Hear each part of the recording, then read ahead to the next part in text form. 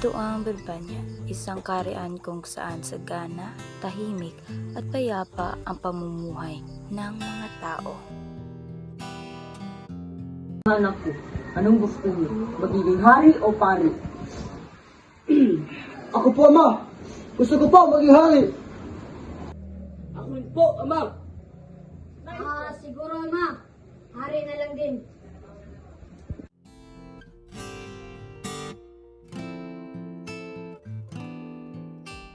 Isang gabi ay nanaginip ang hari.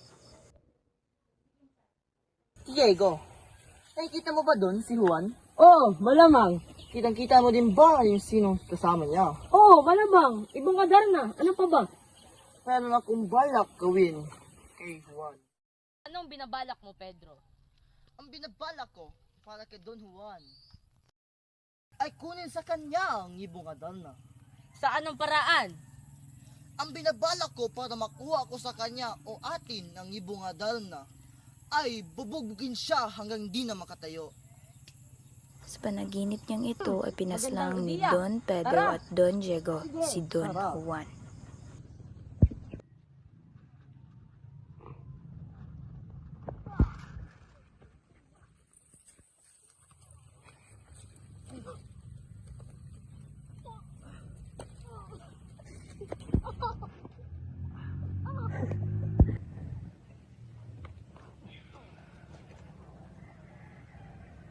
Saan natin ito itatapon?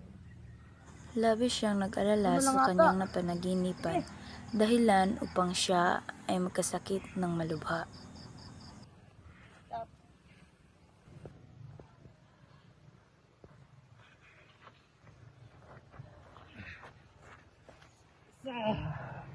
Dalawa. Tatlo.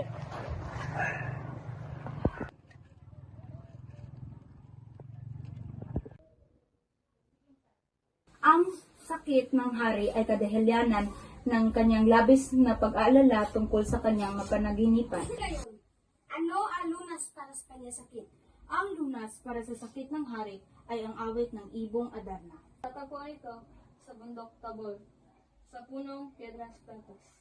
Kaya dapat isa sa anak ng hari ay maglalakbay upang kunin ang mahiwagang ibong Adarna. Anak kong Pedro, pwede ba ikaw unang maglakbay para kunin ang ibong Adarna? Opo, mahal kong ama. Para lang sa iyo. Unang naglakbay ay si Don Pedro, ang panganay na anak ng hari.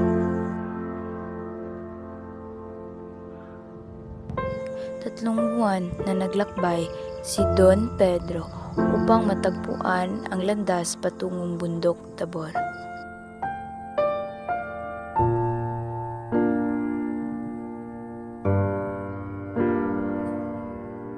Nang marating ni Don Pedro ang Piedras Plantas ay agad siyang magpahinga. Pagod na ako. Mabuti may isang bato dito. Matulog na ako dito. Nang makarating ang ibong Adarna, agad itong kumanta ng 7 beses, dahilan upang si Don Pedro ay tuluyang makatulog. Pagkatapos nitong kumanta, ay agad nitong inuputan si Don Pedro at tuluyan itong Mahal kong ama, kung nabigo si Pedro, ako naman ang susubok para lang sa iyo.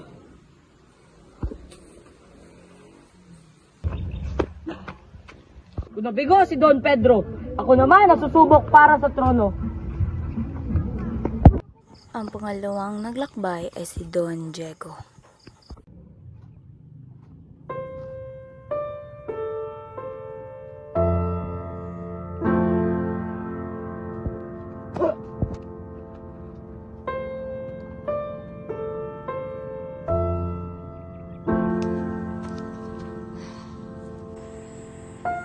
Pedro?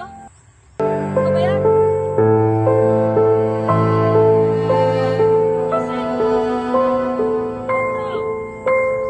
Pedro, ano ba nangyari sa'yo?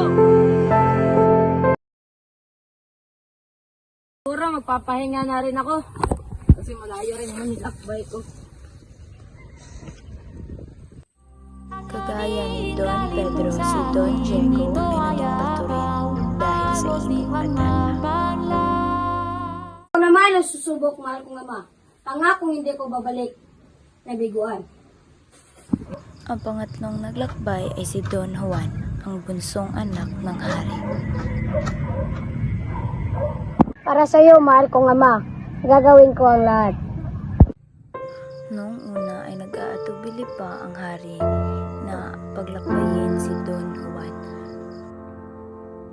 sapagkat iniisip niya kung paano lamang pag natulad ito sa kanyang dalawang kapatid, hindi na makabalik sa Berbanya.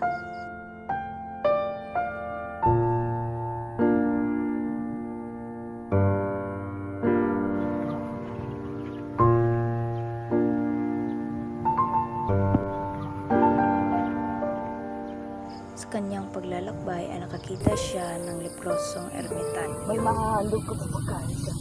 Isa na lang po ang aking tinapay. Subalit, sa iyo na lang po ito. Salamat, iho. Ngunit, saan ka ba patungo? Hinahanap ko sana ang punong Piedras Platas at kunin ang ibong Adarna. Kung gayon pa man, ano ba ang matutulong ko sa iyo? Sa ano po bang paraan para makuha ko ang ibong Adarna? Una, pag makakita ka ng isang bahay ko, isa itong palatandaan na malapit ka na sa punong Piedras Platas. Pag nakita mo na yung Piedras Platas, tiyak na hindi pa naroon ang ibong Adarna. Pag nakita mo na yung ibong Adarna, maghanda ka na sa bangkag. Pag ito ay kumanta, mapapatulog ka. Sa isang kanta, katumbas ng isang sugat sa inyong pala. Kung gayon, salamat matandang ermitanyo.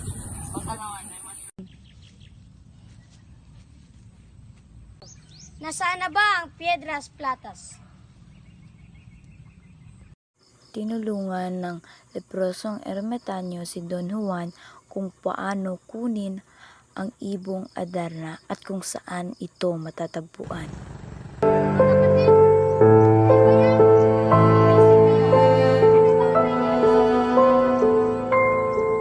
Nang makarating si Don Juan sa Piedras Platas ay agad niyang nakita si Don Diego at Don Pedro.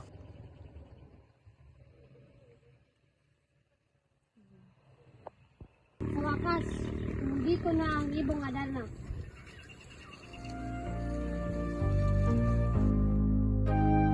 Nang makita ni Don Juan ang ibong Adarna, talaga namang siya ay nabighani sa ganda nito. Habang ito ay kumakanta, ay talaga namang inaantok na si Don Juan.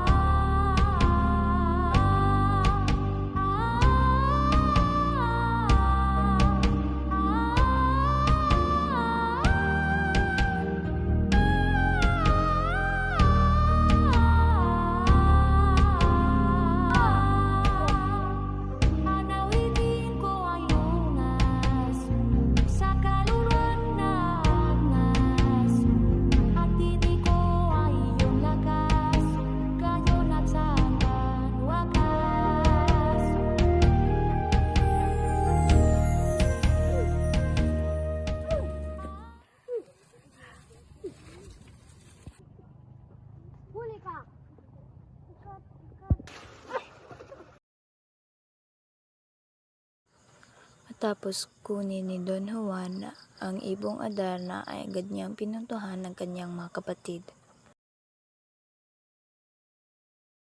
Agad na tinapunan ni Don Juan ang kanyang mga kapatid ng tubig na ipinadala ng ermitanyo. Ito ay upang magbalik anyo ang kanyang mga kapatid.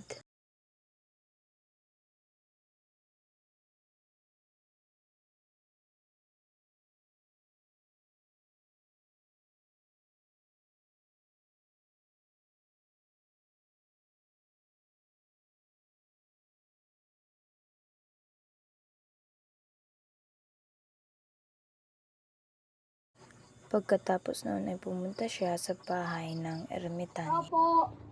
Matandang ermitanyo. Nandyan ka ba? Iyo, nagtagumpay ka ba? Opo. Nagtagumpay po ako. Ngunit, paggamot sana ako sa aking mga sugat. Karito, gagamatin ko yan. At may naihanda din ako pagkain para sa'yo.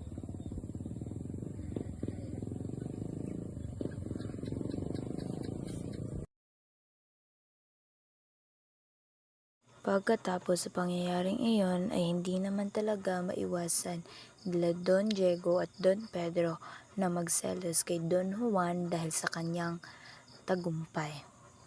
Kaya sila ay may masamang balak na gawin kay Don Juan upang ito Diego. ay mapatumba. Nakikita mo ba doon si Juan? Oh, malamang. Kitang-kita mo din ba yung sinong kasama niya? Oh, malamang. Ibang kadar na. Ano pa ba? Meron akong balak gawin kay Juan. Anong binabalak mo, Pedro? Ang binabalak ko para kay Don Juan ay kunin sa kanya ang ibong Adarna. Sa anong paraan? Ang binabalak ko para makuha ko sa kanya o atin ang ibong Adarna ay bubugbugin siya hanggang di na makatayo. Magandang ideya. Tara. Sige, tara.